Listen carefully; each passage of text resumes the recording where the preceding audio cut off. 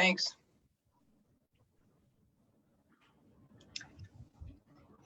Hi, everybody. Can you hear me? Can you hear us out there? Sorry, listen, we've been having some technical difficulties these days during COVID.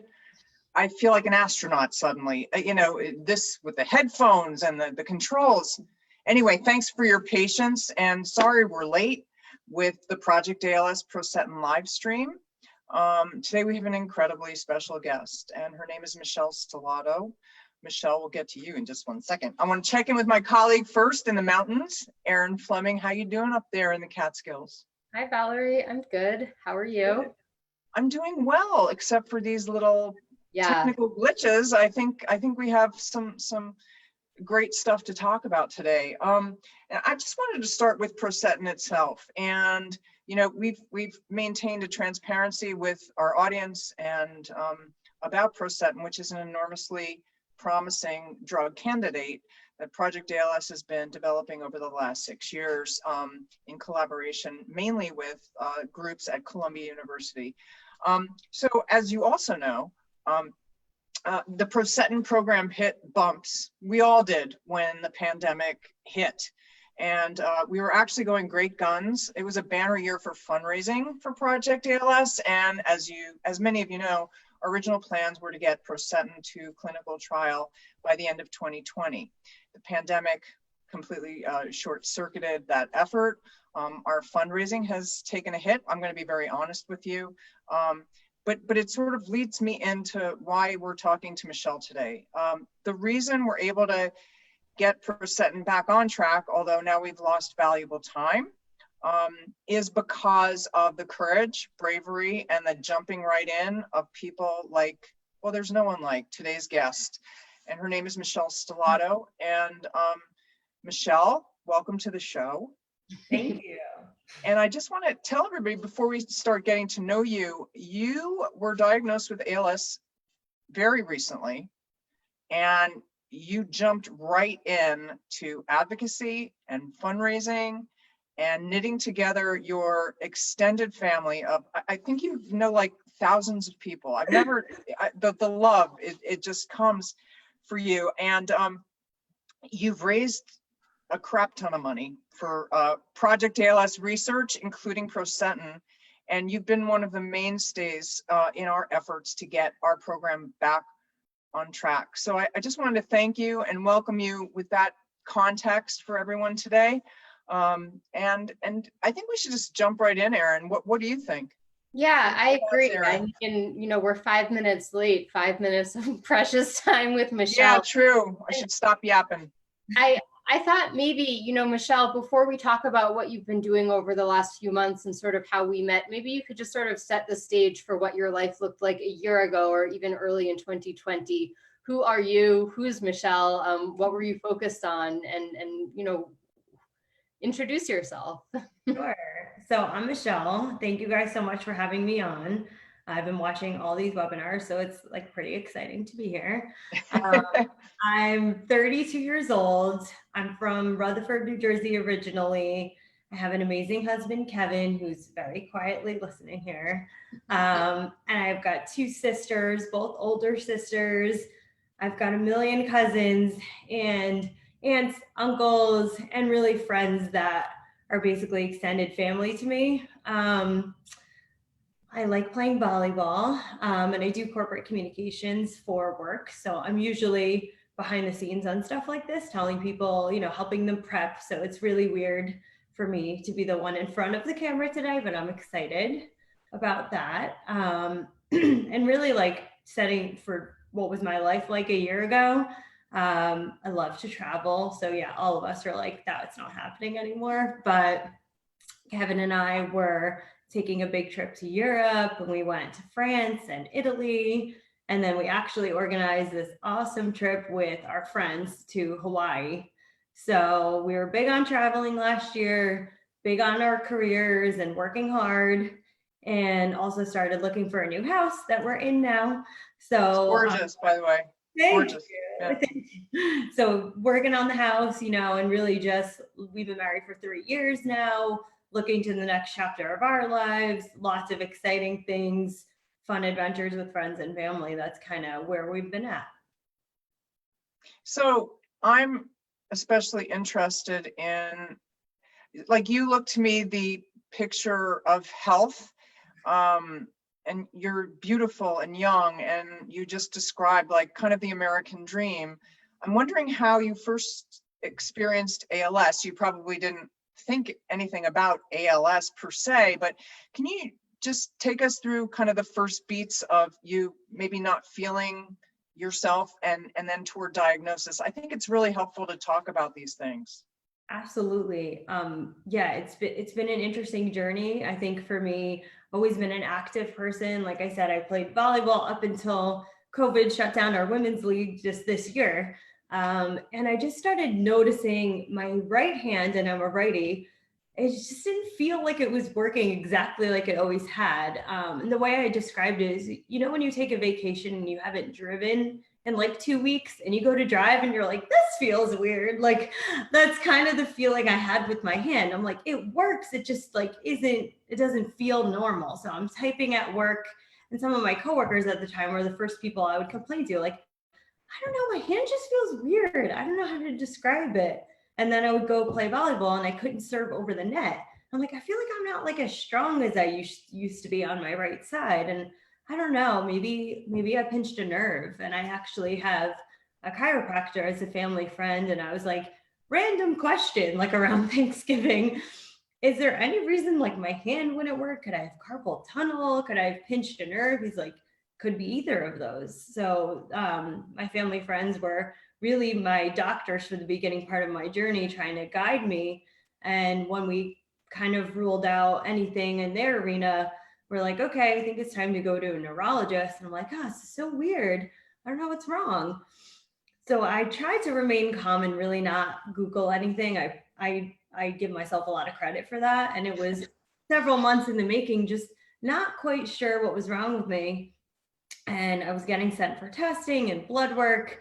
And every day I'm like, I know I have Lyme's disease. That's what it is. And it would like blood work come back negative. I'm like, damn it. So I was trying to just come up with any theory and figure out what was wrong with me. And this was all going down during the lockdown of coronavirus. So actually, can I just stop you there? I want everyone to get really clear on the time frame here. Mm-hmm. So from the time you're noticing, you know, increasing strangeness on your right side to the time that, oh, now maybe I should see a neurologist, where are we in the calendar?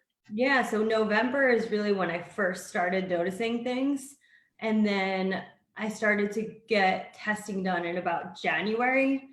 And things were intermittent at that time, just January, February. And then once March hit, couldn't really go to my next appointment because they were shut down for COVID. So that definitely delayed things a bit. But with that said, I had my working diagnosis in early June. So I still think it was pretty quick given things were shut down. And I really do credit myself to that because I would not take no answer for an answer. I'm like, something is wrong. Something is wrong with me. I don't know what it is, but something's wrong with me. And I don't know if I have a paper cut or, you know, something really scary, but I'm not going to just feel weird and be okay with that. I wanted to know what was causing this. That's really so brave of you. And I'm just wondering, during the pandemic and COVID shut down, when all the doctors were sort of had to close doors and go on to the COVID wards and so on, how did you pursue this diagnosis? What was that experience like? Oh, it was really weird. A lot of my appointments have been virtual. I am working with Columbia and I have not even met anyone in person. It's all been through Zoom. I obviously had testing done, and the EMG is the test where they really can conclusively tell you that they can rule anything out. And I did get that done. I was like patient number 3 in Columbia University Hospital when they opened. So I think working with amazing doctors that prioritized what I was telling them and believed me and wanted to know, like, hey, this is a young, healthy girl. We can't just wait around for like the world to get better. We need to figure out what's wrong here. So with me pushing and working with the right doctors that move things around and figured out how to get this done in unprecedented times, that's kind of how I got here. It's extraordinary, really. So Michele, I mean, you started out describing things that are sort of, lots of us feel that things just aren't right sometimes. Is there a point where you started to feel like this was probably more serious? And, how did your thought process change then? What was your reaction, as you got closer and then eventually received the diagnosis? I think for me, and I honestly don't even know if this is the most telling sign, but for me, when I really noticed something larger is going on here is when my symptoms were just in my hand. I'm like, all right, maybe something's wrong with my wrist. But when I started having muscle twitching really aggressively in my legs, I was like, okay, there's something, like, to me, that just was a signal that it wasn't an isolated arm issue or hand issue. So that's kind of when I freaked out. And that was in March. And I'm like, something's wrong. I don't know what it is. And I went in and out of that MRI machine so many times and it was brutal. But I was like, no, I'm not going to not know what's wrong. I feel like there's really could be something seriously wrong with me at this point. So you kept pushing and pushing for an answer. We get that about you, Michele. You're just an incredibly brave and effective leader. And we'll get into that in a second. I just wanted to also remind the audience, we'd love to hear from you. So if you have a question for Michele or a comment in general, come on, the more the merrier, right? And so this is what really strikes me. And I know maybe I'm jump skipping a few steps, Michele and Aaron, but the fact that you were diagnosed with ALS just a few months ago, I forget what day it is, but a few months ago, Michele, right? And you're now already fighting on behalf, not only of your own health and your own rights as a patient, and but on behalf of so many people. It's a rare person, to my mind, who's able to absorb a diagnosis like ALS, which is not the rosiest, and then just jump right into activism. Can you talk about, is that just the way you've always been, or like, can you teach us like in 3 easy steps how to do that in our own lives, maybe? I don't know. It's definitely how I've always been. I am not a very patient person. I'm not somebody that's comfortable like letting someone else handle the problem. And I definitely took, to me, what was my time to be like really sad and really scared.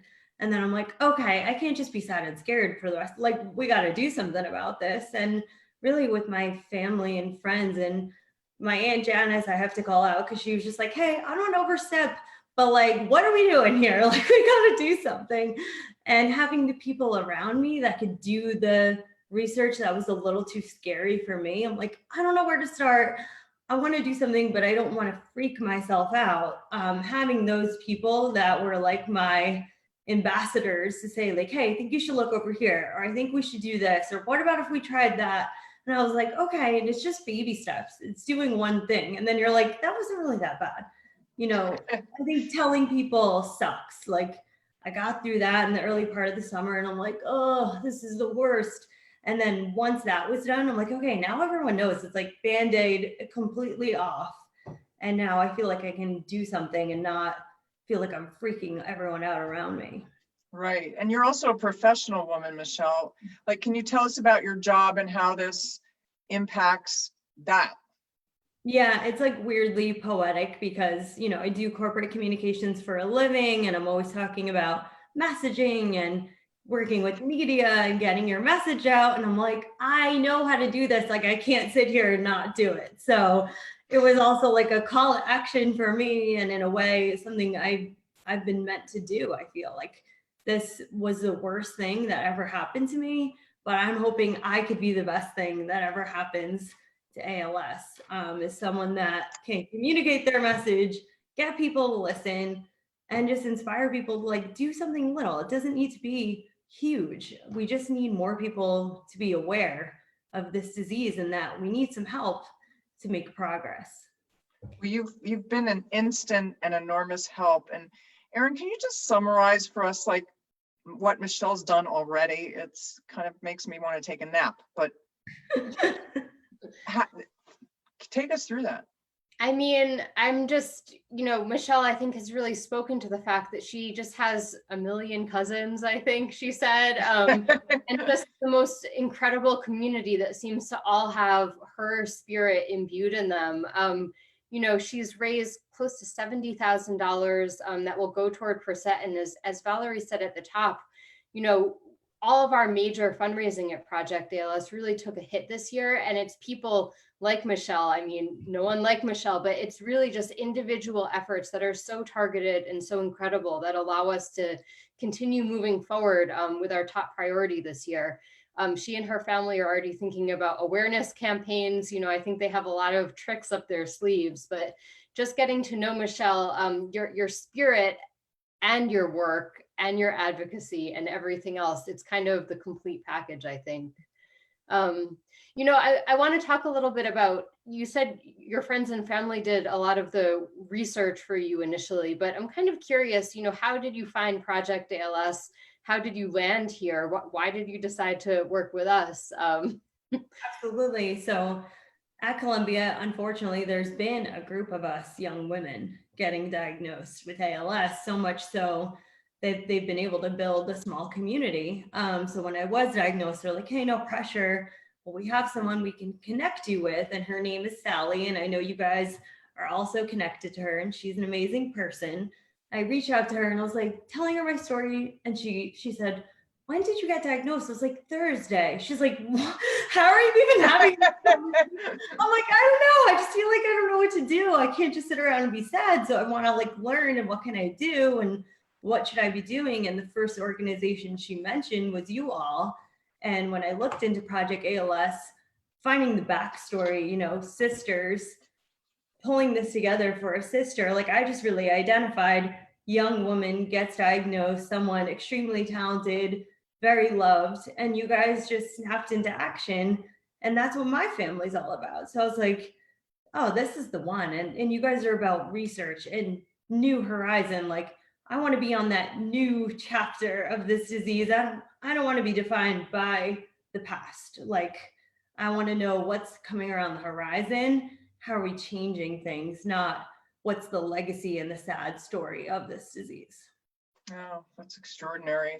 I think, it's a lot to say that you're getting behind Project ALS, whose mission is 100% research, because research is it happens over time, and it's a deep and abiding commitment. It's not about instant gratification. I mean, no aspect of this disease is really.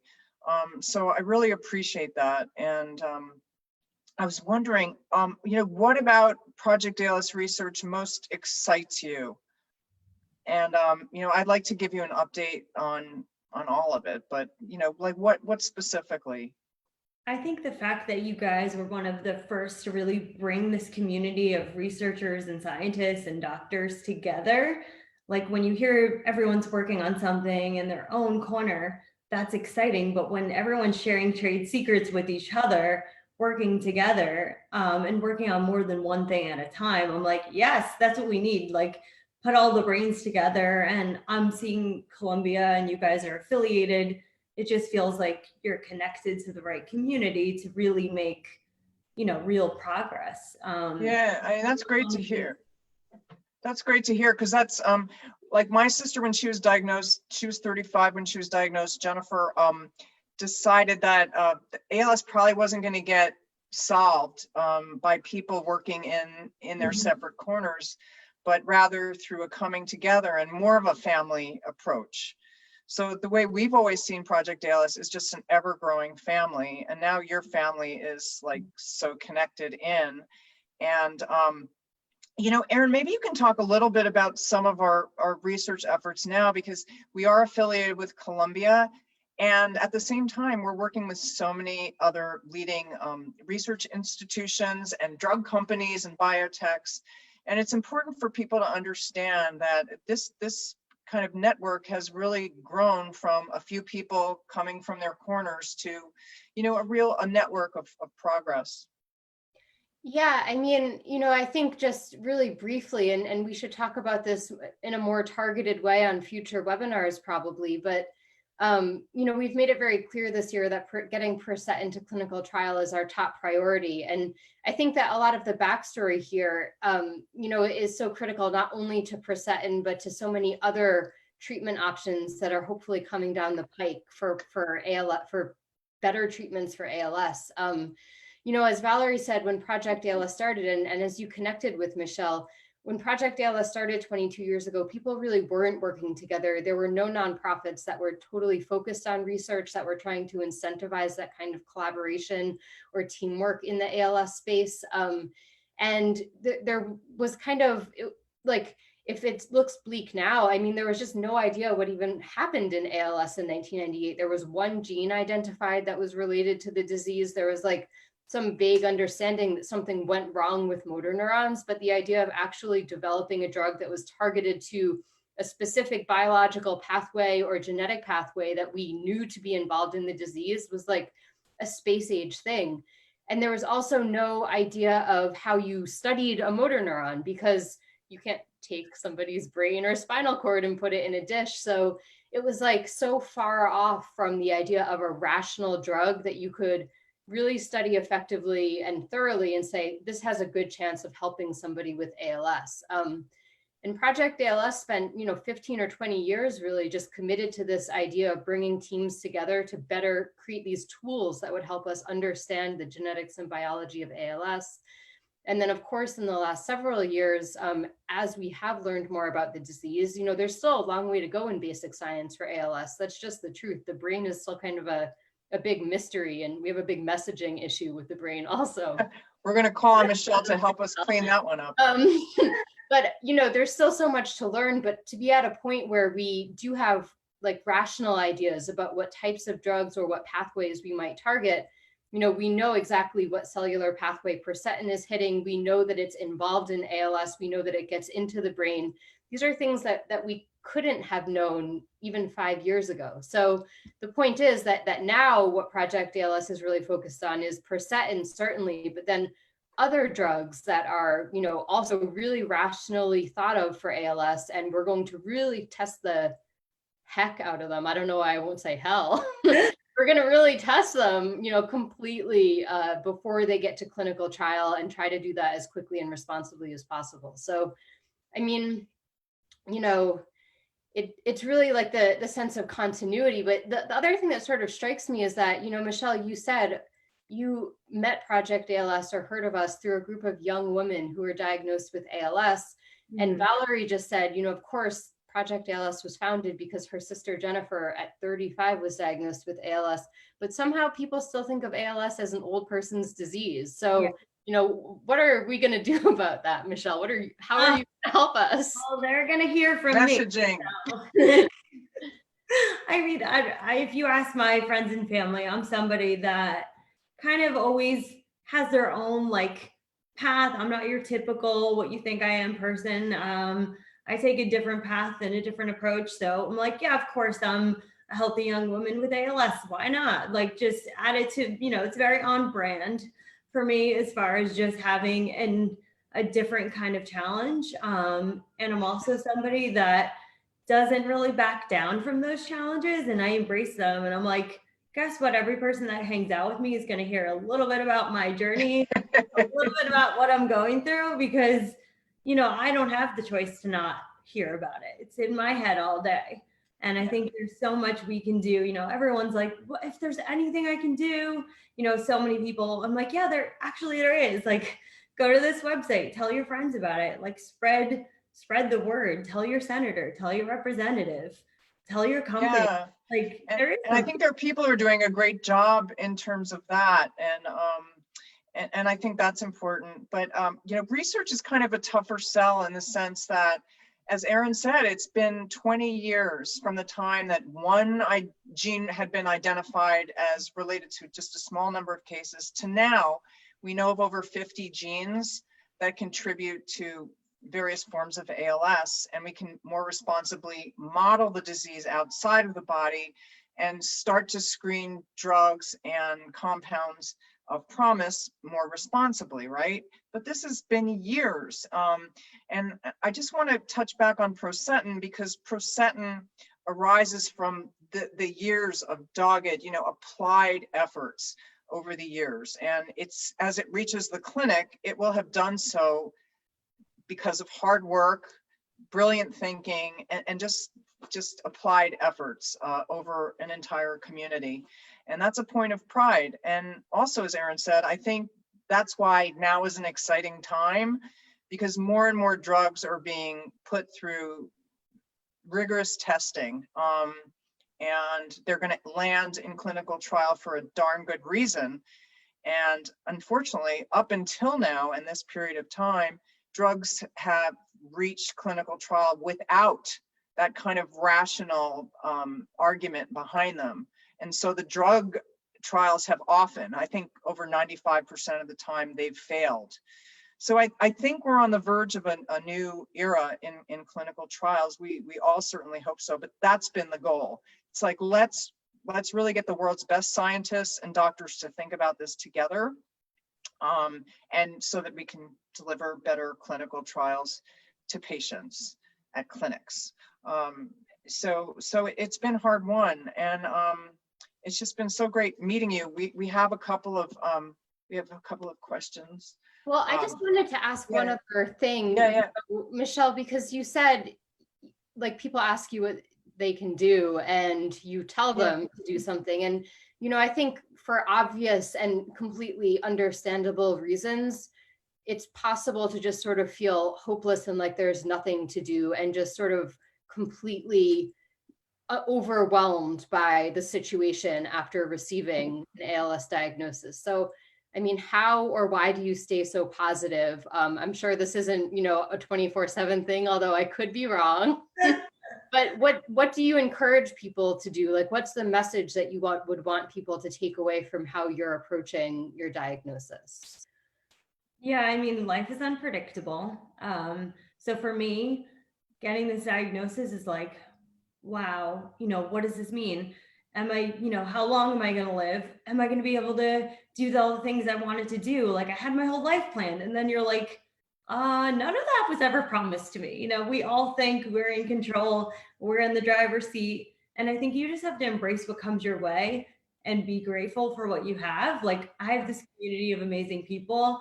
I'm connected with you all. I have the strength because of the people around me. And I have the courage to talk about how I'm feeling, what I'm going through.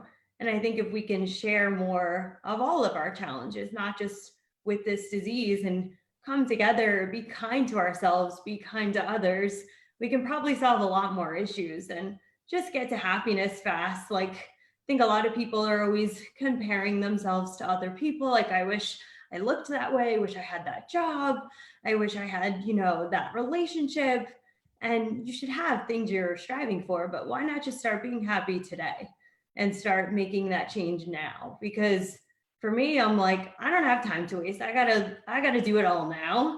And I think everybody should really have a sense of that, because we don't know what's coming around the corner. Everyone's suffering with something. So for me, it's like on a really large scale, but I'm like, you know what? These are just life lessons that you gotta just show up. Like, it's how you deal with the things that are thrown at you, not anything else. Well, you're rare. You are a rare force, lady. You really are, because many people who receive an ALS diagnosis are just shattered, and there's not, that's what happens. And your bravery just inspires us. It's awesome. So what is exciting you today? Like, what should we all do today? Tell us what we can do. Well, I think we need to talk about it more and tell stories. I mean, before we got on this webinar, we were saying, when you think of ALS, maybe you think of statistics, or maybe who you think of as someone who's older, has lived their whole life, or maybe it's in their family. We need to tell real stories about people like me, who I don't have any genes that gave me this. I haven't done anything or ate anything or gone anywhere to give me this. I just woke up with this, and it's terrifying. And people should know this is on the table for us. And, right. ALS is just one neurodegenerative disease, but there's many brain diseases where they're all interconnected. So I think if we can solve something with ALS that impacts so many people and their families, that's really connecting us to other diseases. And you guys can explain that better than I can, but a breakthrough for this is a breakthrough for many. And everyone knows someone or has someone in their family that suffers from this now, or there's a good chance in the future. So if we can just, make progress on this now, cure 100%, that's what we want, but treatment options. Let's live a healthier, longer, more, doable lifestyle while we wait for that cure. Why should we have to pretend it's, the 1800s? Like, we should be further along.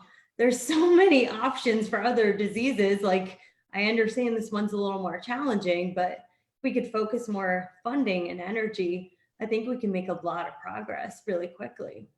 Project ALS agrees with you, Michele. We were talking offline just before this about COVID and the fact that numbers of fatalities are going up in a very alarming way. But to some extent, somebody who hasn't been touched directly by the disease just sees it sort of a number. So now the US is over 200,000 fatalities to this horrible thing. But we're not necessarily seeing the stories behind, this human loss, the people who are dealing with a long-term illness, people who have lost others to COVID. And it's strangely, it's odd, but just to your point, it's so powerful to see you here today. A lot of people are writing in today about your youth, how striking it is that ALS seems to be diagnosed in more and more young people, young women, which also begs the question, Erin, and we've discussed this. Is anyone taking a proper census on this disease? Because you talk about the 1800s, but when my sister was diagnosed 22 years ago, I was getting the same statistics, 30,000, 5,000, new cases a year. I don't know. It's a adult onset disease. And then there are 17-year-old girls, a pocket of young teenage girls who are getting ALS. So who's taking the census of this disease? Is it the CDC? Maybe that's why I don't know. But yeah, I agree. And in a way, that's kind of what gives me hope is I'm like, you know what? Those statistics are completely outdated. Yeah. They're not about me. And even one of the doctors I've worked with is like, we've been studying ALS for a while, but guess what? We've never studied it in you. So we don't know. And, I'm capable of a lot. And I'm not going to just be like, well, the statistics say this is going to happen and this is when, and I'm going to need this and I'm not going to be able to do that. Like, I think I'm going to have much more of a say in this than anyone else might think, because I think you can battle things with your willpower and your strength and with research and new treatments coming on the way. That's what I want to hang on for. Michele, you're so motivating to me, to us. And what really strikes me about you is that you're so positive, but you're not Pollyanna in any way. I mean, the score, but you also just know that to be effective, you have to keep your head down and take it one step at a time, tell your story, and ask, do as you can, right? Get involved and push things forward as you can in your own way to your own strengths. I just feel like, I take this with me every day now, and I hope that everyone who's joined us today can do the same. It's just, you're an incredible young woman. I'm a year older than you. You're an incredible young woman. You're both young enough to be my granddaughters, but let's not even go there. Yeah, but it's true. I wouldn't want to be on the other side of one of your spikes in volleyball. Let's just put it that way. I think that would smash my face or something. So we have so many comments. It's more comments and people who are loving you and just giving you love and support. We're in this together, Shelley, as many of your family and friends call you. I'm just going to pretend I am part of the inner circle at this point, but we want to stay in close touch with you. And we look forward on October 22nd. We're doing a fundraiser. It's a virtual fundraiser, of course. But we're going to feature a short and powerful, we know, speech by yourself. And we look forward to seeing you there. But more importantly, we look forward to learning from you how we can up our game and try to speed along research for people who really need better drugs to try, because it's time. I agree. Yeah. What else is happening, Erin? I really think that's it.